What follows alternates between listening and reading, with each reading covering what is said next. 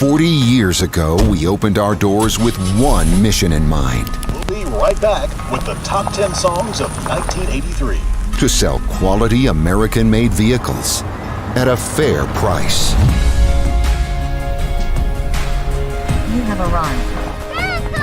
And we've loved every minute of the ride.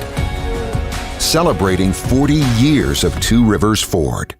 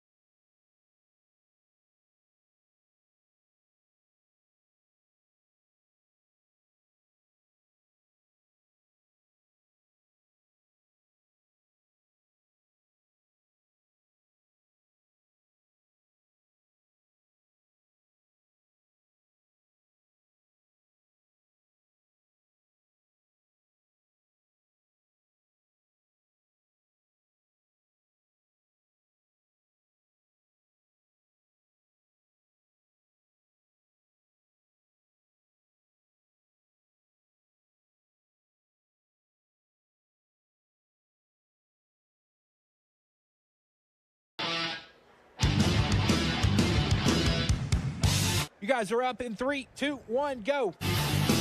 Yo, what up, Nashville? 3HL is on the air briefly. 5:28 is the time. We'll take you up till 6 o'clock. Britt Doherty, Don Davenport in the concourse at Bridgestone Arena. Let's go. Dang right. Eating cookies and walking tacos and I know. I've had a wearing my Rotiers. Auburn earrings. Me and Hunk have had Rotiers cheeseburgers each of the last 2 days.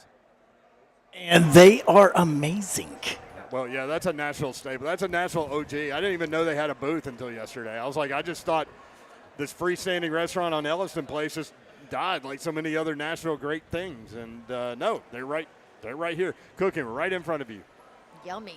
And then you get the Christie cookies every day. Yeah. But we've had a lot of basketball and a lot of fun, and I love basketball tournaments, Babs. Like I'm a college football guy by trade, and then probably the NFL. But college basketball tournaments are so much fun. The crowds have been phenomenal. Phenomenal. Here too. Like, we brought baby Babs last night, and she wouldn't let us leave. Like every time we went to leave, it's 8:15.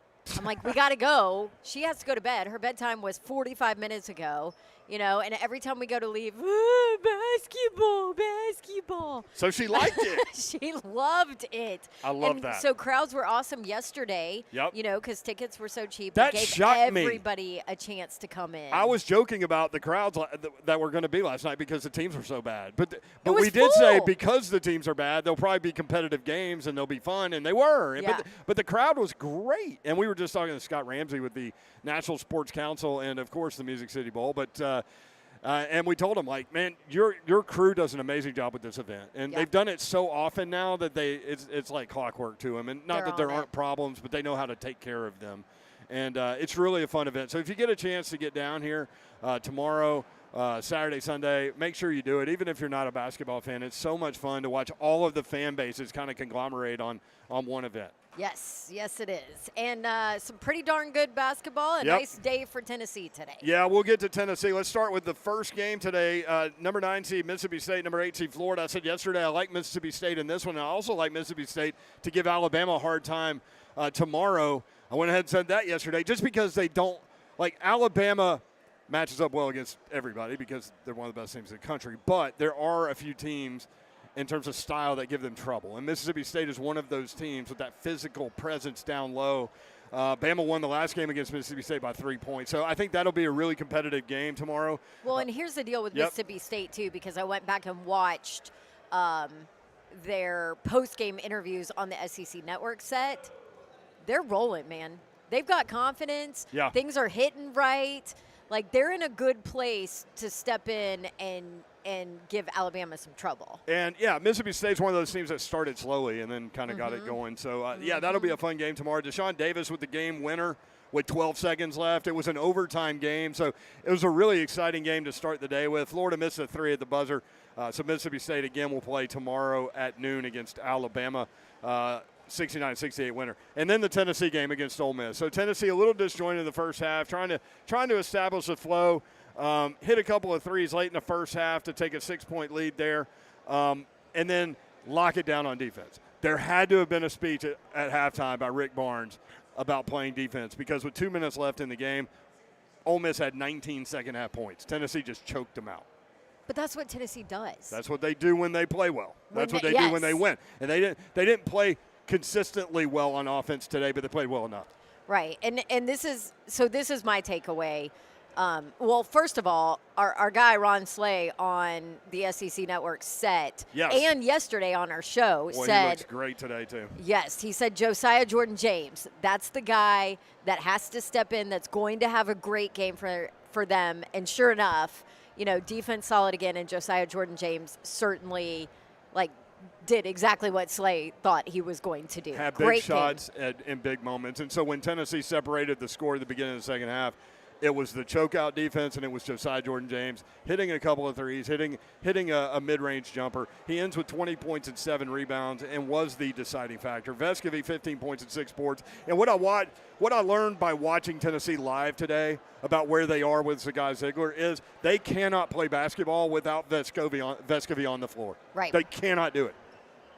And so Tyreek Key would come in and he would do okay, but when it was Meshack and no Vescovy and no Tyreek Key, they could not move the basketball. Yep. And so Rick Barnes was frustrated. I know Brett Batchelor and Joe Hunk somehow ended up on the Tennessee bench. I don't know what was going on there. Well, that's what I was going to say, because that was my takeaway. This is, and I'm going to get Hunk to tell this story, because this was my takeaway from this game. You cannot turn the ball over like that in March and expect to survive in advance. How many turnovers, Bab? 14 today. Turnovers. That usually Tennessee loses when they turn it over like that. Yeah. And they only have 15 assists on 24 made baskets. That's not generally their ratio either. But, yeah, Hunk and Brett Batchelor ended up sitting right behind the bench, and they heard some words because we did. Tennessee had a double-digit lead that got cut to 4, and it was because of some turnovers. They were playing well defensively, but they were turning the ball over, which was leading to Ole Miss baskets. Easy baskets, yeah. Yeah, Yep. and so Rick Barnes called timeout and said what? Yeah, he looked at one of the players, and he basically just pointed to him and put his hand like right in his face and was saying, look.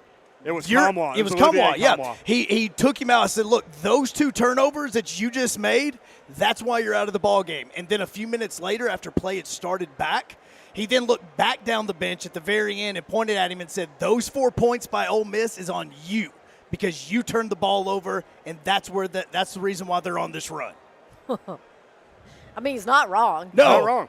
No, but it was just like he was getting after him, letting them know how important each turnover was to the game, even when they were up by 12 and 13 points. And you're not going to advance in March if you're doing that. So Tennessee and Missouri tomorrow at around 2 o'clock. It'll be 25 minutes after the first game tomorrow, and which is off the top of my head, I already forget. Let me pull What, first game tomorrow? Yes. Alabama, Mississippi State. There you go. Alabama, Mississippi State at noon, yes. We just talked about it. We did. I'm pulling a slate from yesterday, but luckily I'm not going on the SEC network to talk about Yeah, it. right. You didn't forget it 5 minutes before you're supposed to go on the air. Yeah. Right. The Vols lost to Hey, I Missouri get it. earlier in the season, 86-85 on the buzzer beater 3. You just pulled that up, and I we did. watched it again. It's like a Tennessee- heartbreaking buzzer beater, Tennessee too. had a 2-point lead. Missouri inbounding the ball, having to go 94 feet or however far they went before they shot it. But Meshack guarding the basketball, Slay said in the moment he didn't force the ball handler to turn his hips. If he would have done that 1, maybe 2 more times, it's more like a half-court shot instead of running toward the three-point line. But anyway, that was that stretch where Tennessee lost to Vandy with a buzzer beater 3 and Missouri with a buzzer beater 3. Tennessee now with 23 wins, and guess how many times Tennessee has won 23 or more games in 114 years of basketball? How many? 9. How many of those are Rick Barnes? 4 out of the last 6 There you go. seasons. So it's funny because, like, this team is almost flying under the radar. One friend of mine told me this is one of his least favorite Tennessee teams. And I'm like, it's because there's no consistency. You don't know what you're going to get. They don't have an identity now without Zakai. Right, and but you they know do- that they can defend. but they've only won this many games 9 times in 114 years. So do you think Thank that you, Ferris Bueller.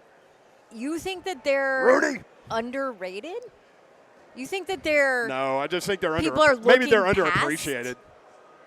Maybe the bar has been set to where Tennessee fan is like, okay, great, you know, like they win 11-7. That's not good enough, right? No. Right. No, you're thought to be a higher seed in the NCAA tournament than what you were in the SEC tournament. Yeah. So if you think about it, it's that stretch of 5 out of 7 that they lost, and 2 of them were buzzer beaters. Yeah. But that's where Tennessee fan is. So Tennessee, Missouri tomorrow, and we're looking forward to a great day tomorrow. Coming up tonight, we have Auburn, baby, war. Eagle, fly down the field. Ever to conquer, never to yield. there are Auburn fans right in front of us, as a matter of fact. And they're loving it. And we did see some Arkansas fans. I told them roll Hogs. Look at our Kentucky. They didn't know what to do with that. You didn't Friend who's scream here. the Woo Pig Suey? Hey, what's up, brother? Yes. So Auburn, Arkansas. Yes. Last time, the only time Auburn played Arkansas this year, Auburn beat them by 13. That was at home. That's right. Because Arkansas is a bad team Yep. on the road. Yep. So just like Tennessee at times, you don't know what you're going to get from this Arkansas team because technically this is a road game. Typically at the SEC tournament, there are a lot of Arkansas fans calling Hogs, and so it'll be a fun environment tonight in the 6 o'clock doubt. game.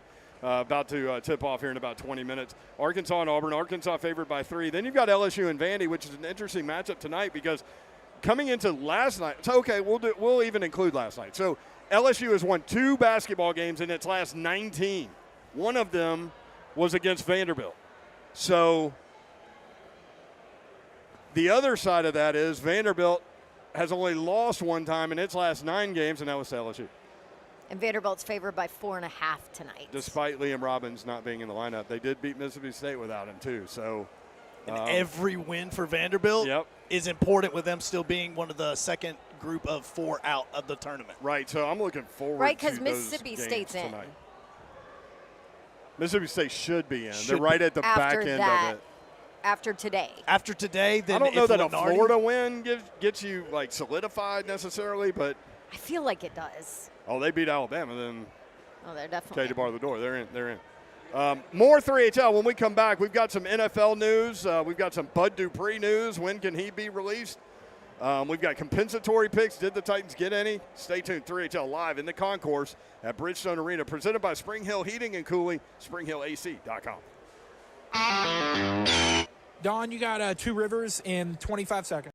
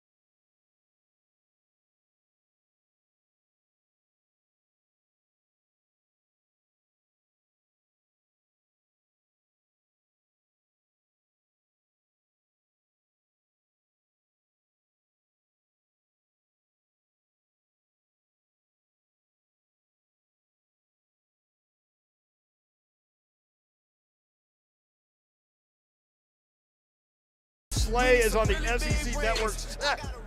We've got basketball tonight. Arkansas and Auburn at 6 o'clock. Arkansas favored by 3. As Babs said, Auburn won the only matchup this year by 13 points. That game was in the jungle. War Eagle. By the way, an Arkansas fan came up here to tell me how much he loved the show while you were doing a live endorsement. And I said, good luck tonight. She won't say that to you. And he goes, I know. That's why I came over here.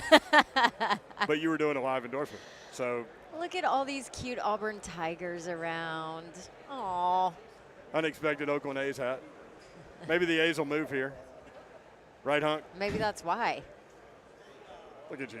There's still plenty of Kentucky blue around here, too, by the way. Yeah. We've got like 2 or 3 teams that we're looking at, Brent. A's are one of them. Yep, A's are one. And if nobody moves, they're just going to expand. Yeah, So Nashville's going to get a team. Yep. Matter of fact, whenever you see like the relining of conferences or divisions, every single time in parentheses somewhere it says Nashville expansion team. Yeah. So there's an opportunity. We could be the Yeah. Nashville A's. That's neither here nor there. This is a basketball show today, but we did see that A's hat, which squirrel, right? Yep, that's Yeah. the usual. LSU and Vandy tonight, I think, will be an entertaining game at 8 o'clock. Last night, LSU beat Georgia 72-67.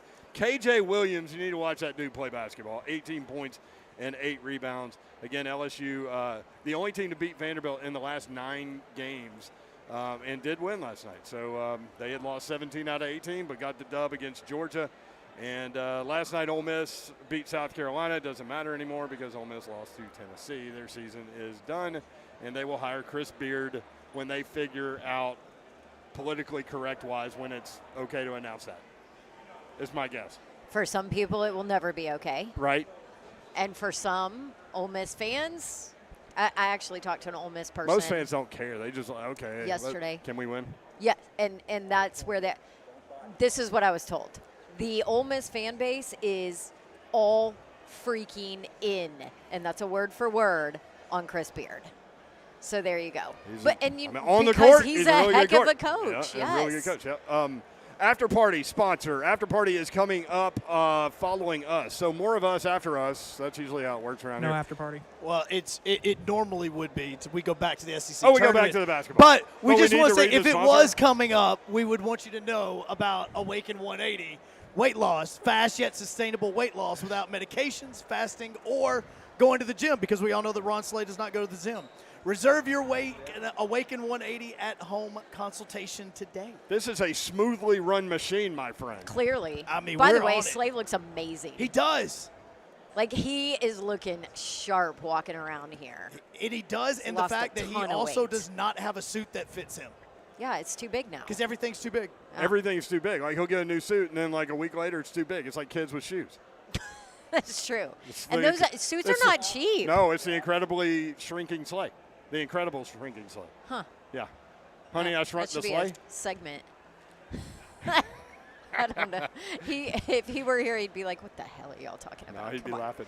Titans cannot release outside linebacker Bud Dupree until the start of the league year, which is March 15th, due to his remaining guaranteed salary. But they do plan to release him. That from Adam Schefter. You got dollars on this? Yes, that will save $9.35 million against the salary cap for the Titans. Did I catch a niner in there? A niner, a $9.35 million, which they need, and honestly will have to do even more at that point in order to be okay. Yeah. Salary cap Yeah, wise. I mean, so it's going to be an entertaining offseason, and I mean, it already is. Stay It's with fascinating. us. It has been. Will continue to be.